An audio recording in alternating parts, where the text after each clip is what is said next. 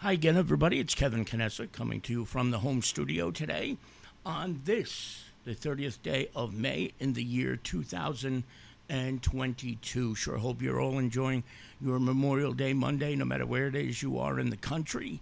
Of course, here in the Northeast, it was a beautiful summer-like day today, 88 degrees, and feels more like July today than it does May. But again, no matter where you are, we hope you had a wonderful, safe, and enjoyable Memorial Day today as we pause to remember all those who gave their lives in sacrifice to the United States of America.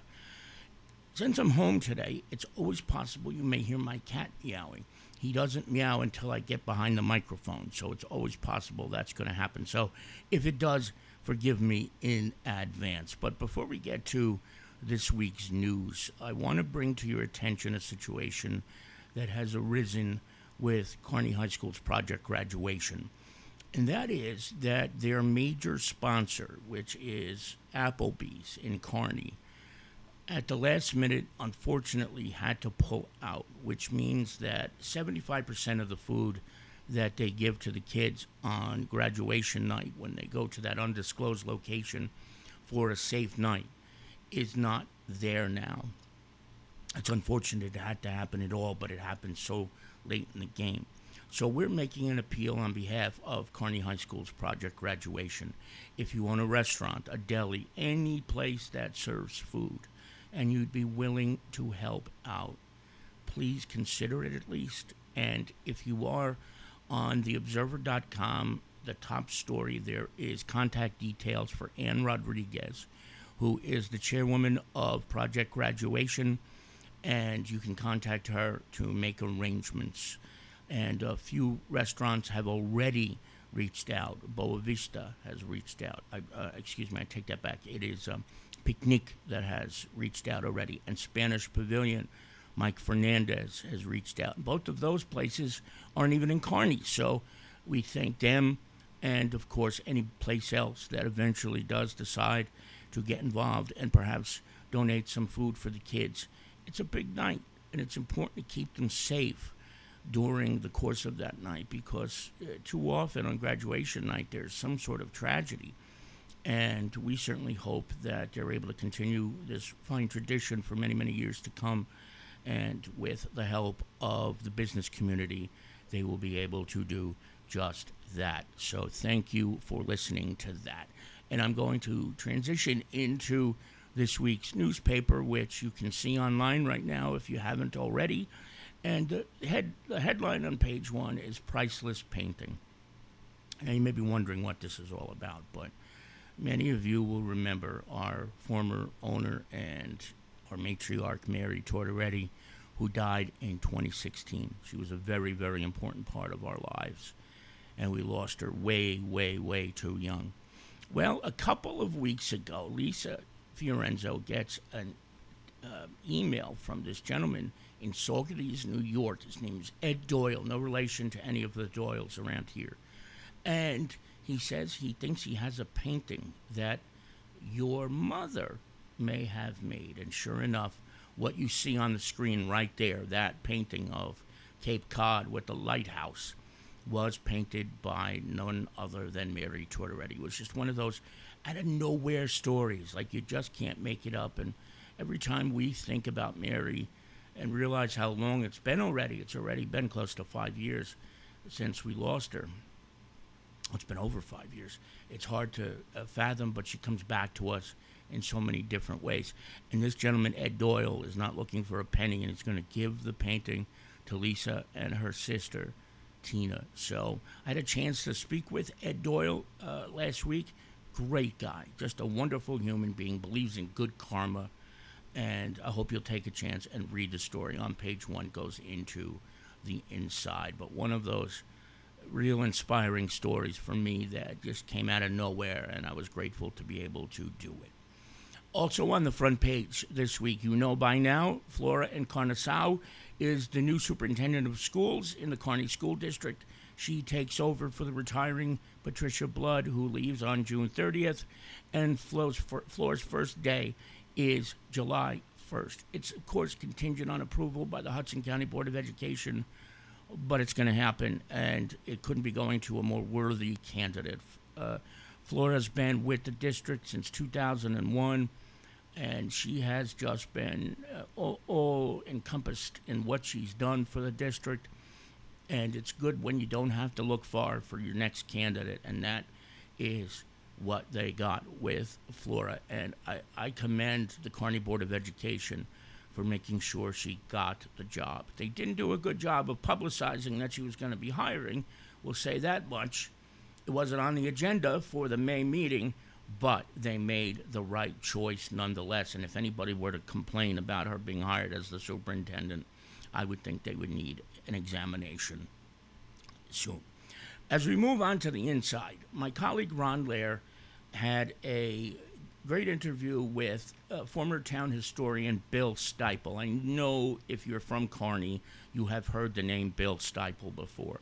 He is a wonderful historian and is certainly an expert on the life of Major General Philip Kearny, the founder of the town of Kearney, the man for whom the name of the town is marked. And Bill wrote a new book about General Kearny. It's a phenomenal, it's a huge book. It's over 800 pages and weighs 5 pounds, hardcover. And it's coming out soon. And Ron spoke with Bill and does a review of the book.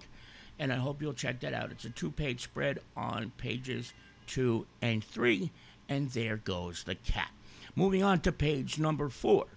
Did you know that almost 500 people of the more than 1,000 who graduated from Hudson County Community College at Red Bull Arena last week, just 2 years ago, barely spoke a word of English, and now they have associate degrees?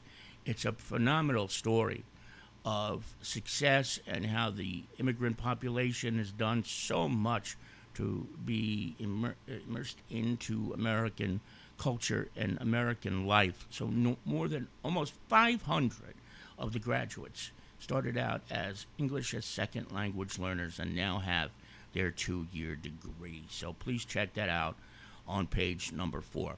On page number 5, we have a special supplement coming that is for June 14th, which of course is Flag Day, as you know.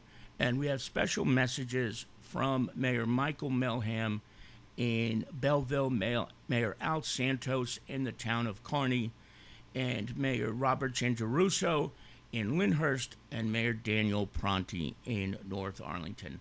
That you will find on page number 5. I hope you'll check it out. It's very neat. This week's editorial, we thank and praise the Kearney Board of Education for their decision to hire Flora Encarnação. Now, Tim Wagner has a police blotter this week, and it's very interesting. The headline is Things Got Medieval at Copless Dunkin' Donuts. Of course, that was something that Tim said. He writes the blotter. There were no cops at the time this incident took place at the Dunkin' Donuts, if you can believe that. So, read that on page number 7, Tim Wagner's Kearney Police Blotter. In sports, Jason Bernstein has a couple of stories. The Nutley softball team won a state sectional title by beating West Morris 10-5. For the third time this season, the Kearney volleyball team beat the Harrison volleyball team. This time, it was in the postseason, so I hope you'll check that out on page number 9. And then over on page 10, 5 local teams are playing in the state baseball tournament. Lyndhurst is one of them. Bloomfield is another. And let's see who else we got. Of course, I can't find it. Belleville, Nutley, and there's one more, but North Arlington. So those 5 teams are in the state tournament. And Jason has the schedule for this coming week. I believe play begins Wednesday, or began last week. No, June the 1st is the first round. So check that out when you get a chance. Unfortunately, the Kearney Police Department made note that a body was pulled from the Passaic River. As of press time, the body was not positively identified as the Belleville man, Nieves, Hector Nieves, who was missing, but it's pretty certain that it's him, and I think they made that deduction based on the description of the body that was pulled out. It's not official. It's pending the medical examiner's findings for the regional medical examiner's office, but you will, of course, put one and one together. It was most likely him, especially in light of the notion that the search was called off otherwise. So, terrible situation there, unfortunately, for that case. Kearney General football, Ralph Katafi in the recreation department.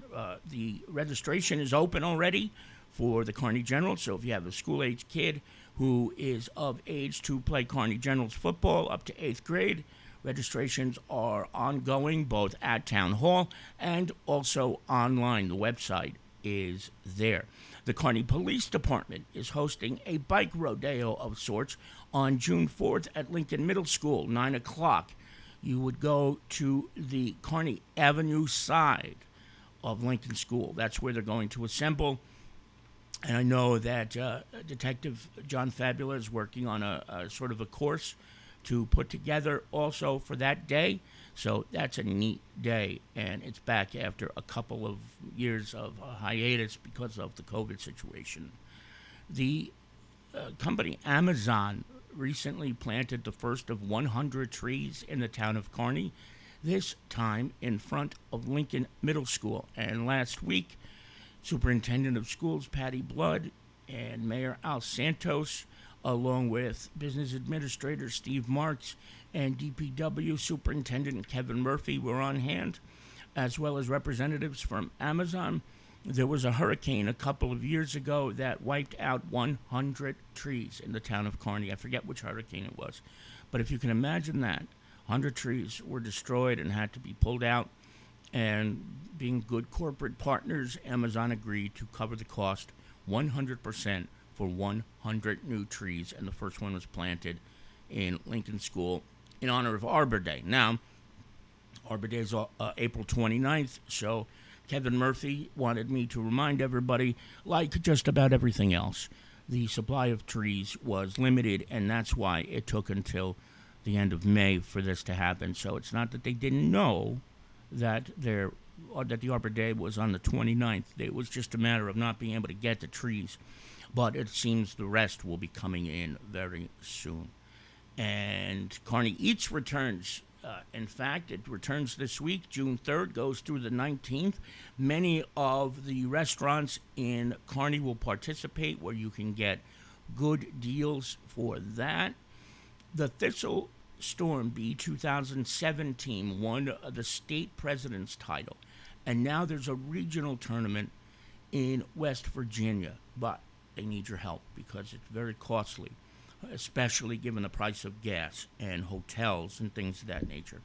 So they're throwing a fundraiser, and we have all the details on page 18. You can donate by making phone calls, you can write checks, and you can also donate by using Venmo. So I hope you'll check that out on page number 18. A great story. The Thistle tradition just continues to do good things every single year in this town. So congratulations to each and every one of the boys on that team.